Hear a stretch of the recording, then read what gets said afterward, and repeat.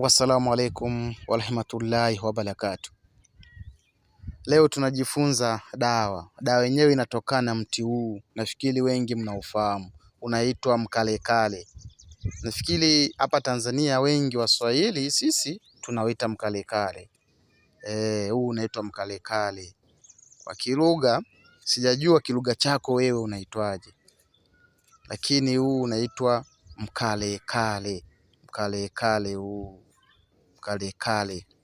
Faida ya leo kwenye mti wa mkalekale, tunataka tuchukue mizizi yake.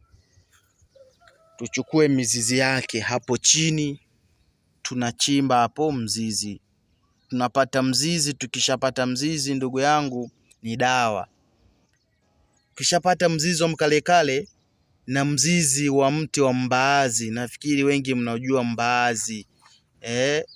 Mbaazi nitauonyesha hapo, mtauona mbaazi. Lakini sasa mzizi wake huo wa mkalekale na mzizi wa mbaazi unavichukua kwa pamoja, unavichemsha. Kisha vichemsha vile vitu vile mizizi yote hiyo unaweka kwenye chombo chako, unachemsha, unapata maji yale. Ukishapata yale maji unakunywa, inaondoa sumu mwilini.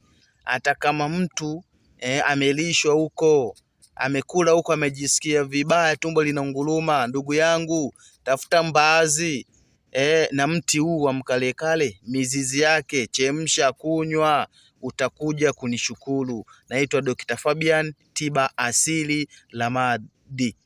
Wassalamu alaikum warahmatullahi wabarakatuh.